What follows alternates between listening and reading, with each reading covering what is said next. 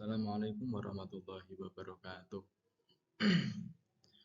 Bismillahirrahmanirrahim. Alhamdulillahirabbil alamin wa bihi nasta'in wa ala umuri dunya waddin.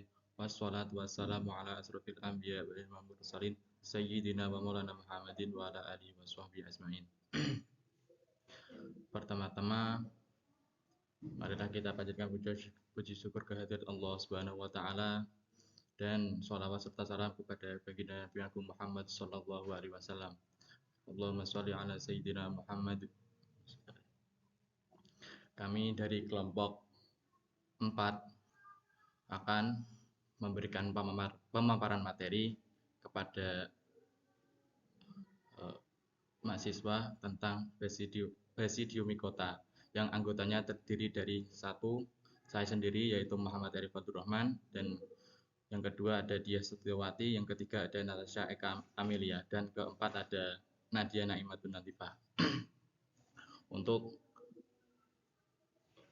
pemaparan materi kali ini akan diawali dengan pemaparan oleh saudari Diah Setiawati. Untuk tempat kami persilahkan.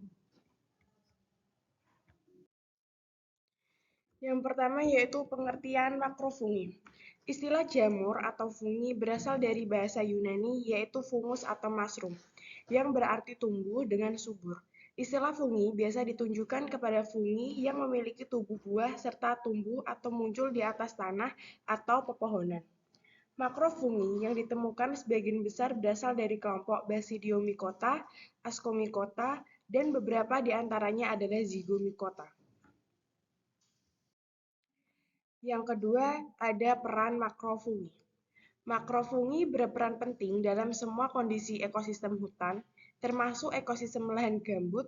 Secara ekologis, makrofungi berperan dalam menjaga keseimbangan ekosistem dengan mendukung siklus biogeokimia, berperan sebagai pengurai bahan organik atau dekomposer, dan sebagai agen pengendali hayati. Beberapa jenis makrofungi dapat dimanfaatkan sebagai makanan, obat, dan lain-lain, tapi ada jenis juga yang dapat mengeluarkan racun. Struktur makrofungi. Hifa atau miselium. Diameter hifa berukuran 3-30 dengan ukuran hifa tua sebesar 100-150. Hifa akan membentuk jaringan berupa miselium hingga tumbuh menjadi tubuh buah melalui beberapa tahapan, yaitu tahap primordial, tahap kancing telur, tahap pemanjangan, dan fase dewasa. Yang kedua, dinding atau septa. Dinding atau septa membatasi hifa satu sama lain dengan cara menyelubungi membran plasma dan sitoplasma dalam bentuk melintang. Septa mempunyai pori besar yang cukup untuk dilewati ribosom, mitokondria, dan inti sel yang mengalir dari sel ke sel. Karakteristik makrofungi. Anatomi dan morfologi makrofungi merupakan fungi sejati yang memiliki ukuran relatif besar sehingga dapat dilihat dengan kasat mata, dengan bentuknya yang mencolok dan dapat dipegang. Makrofungi termasuk ke dalam organisme eukariotik atau memiliki inti sel sejati yang mana memiliki batas antara sitoplasma dengan inti sel.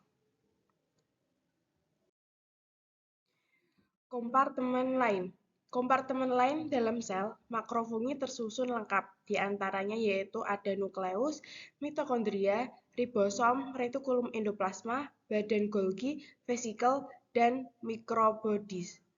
Plesensim yaitu jaringan tenun dari miselium yang memiliki dua bentuk jaringan longgar dan jaringan padat.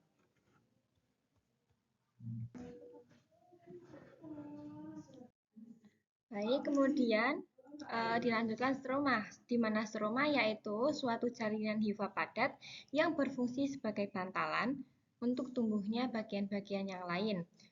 Stoma sendiri memiliki struktur tubuh buah pada berbagai jenis jamur yang memiliki peran penting dan dengan penyebaran spora.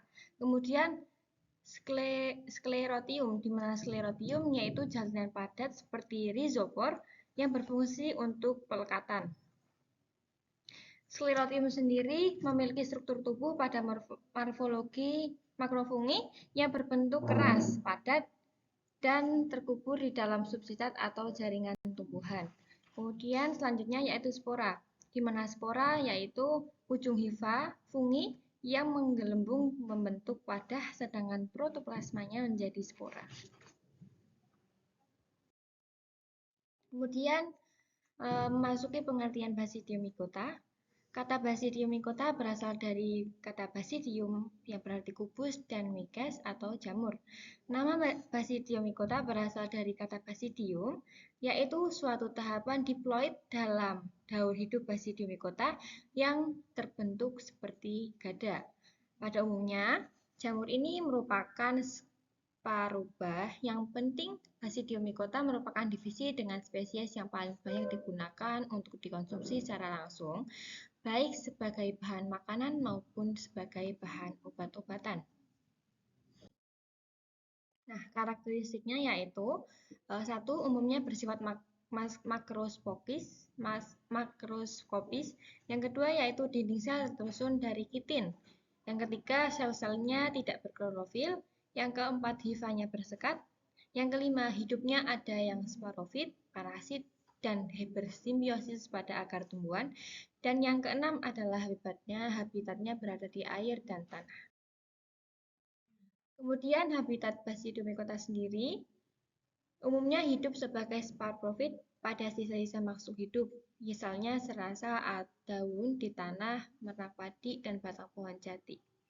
Jadi habitatnya sendiri itu lebih banyak ke tumbuh di sisa-sisa tumbuh-tumbuhan, sisa-sisa makhluk hidup lainnya. Kemudian jamur Basidiomycota sendiri yang bersifat parasit hidup pada organisme inangnya, misalnya tumbuhan dan manusia. Untuk struktur tubuhnya pada Basidiomycota bisa dilihat pada gambar ini, di mana ada cap atau pileus, kemudian ada scales, kemudian ada ring atau annulus, kemudian ada gilis atau lamellae, ada cup atau vulva, kemudian ada stem atau step, dan ada mycelial threads.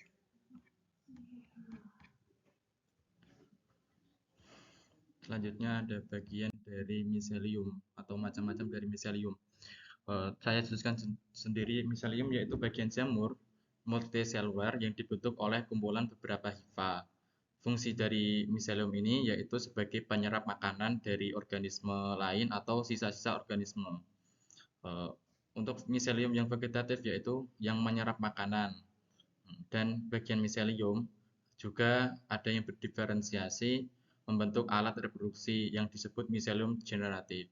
Itu. Yang pertama ada miselium primer. Miselium primer adalah miselium yang berinti satu, haploid dari Basidiosperma. Dan yang sekunder yaitu miselium yang berinti dua dan merupakan konjugasi dua miselium primer atau persatuan antara dua Basidiosperma.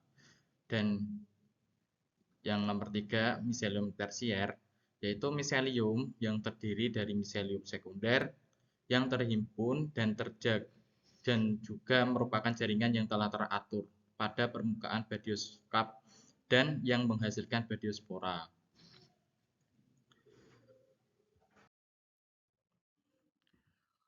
Untuk reproduksi dari miselium yaitu ada 8 tahap. Tahap yang pertama yaitu tahapan dari reproduksi Basidiomycota yaitu 1. Hifa plus dan hifa min yang berinti haploid N itu berkecambah dari Basidiosperma. Keduanya tersebut itu saling bersinggungan. Nah, selanjutnya setelah bersinggungan, plasmogami terjadi antara kedua hifa tersebut, sehingga menyebabkan inti satu hifa pindah ke hifa lainnya. Seterusnya membentuk hifa dengan dua inti haploid. Terus langkah yang ketiga, selanjutnya hifa yang haploid tadi dikaryotik akan tumbuh menjadi miselium haploid dikaryotik. Setelah itu miselium dikaryotik, langkah keempat, tumbuh dan membentuk badan buah yang disebut basidioscap. Terus langkah yang kelima, pada ujung-ujungnya basidioskarp terjadi karyogami sehingga membentuk basidium yang berinti diploid. Karyogami adalah itu langkah akhir dalam proses penyatuan dua sel eukariotik haploid dengan melebur pada dua inti. Langkah ke-6, inti diploid dalam basidium akan membelah secara meiosis menjadi 4 inti yang haploid. Nah, setelah membentuk menjadi 4 inti yang haploid, basidium atau langkah yang ke-7 membentuk 4 tonjolan yang disebut sterigma pada ujungnya. Nah, satu inti haploid ini pada basidium kemudian masuk ke dalam salah satu sterigma dan berkembang menjadi basidiopspora. Nah, jika basidiopspora terlepas dari basidium dan jatuh pada tempat yang sesuai, maka akan tumbuh menjadi hifa yang haploid. Tuh.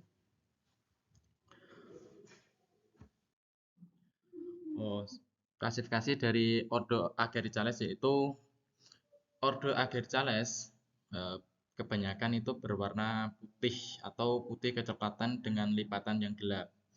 Batang ordo Agaricales pada tubuhnya itu biasanya memiliki cincin yang cenderung rapuh dan memiliki tudung bersambung sehingga cincinnya itu lepas.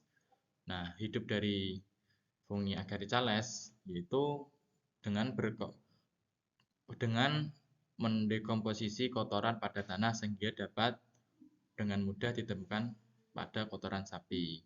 Jadi ordo Agaricales itu dapat ditemukan di kotoran-kotoran sapi. Untuk ordo Polyporales yaitu ordo yang merupakan kelompok fungi spesial yang telah beradaptasi untuk hidup di pepohonan. Kelompok ordo ini memiliki pori-pori pada bagian bawah tudung dan tubuh buahnya seringkali berumur panjang. Nah, beberapa Polyporales memiliki manfaat medis seperti pada spesies Ganoderma dan Boninense. Terima kasih.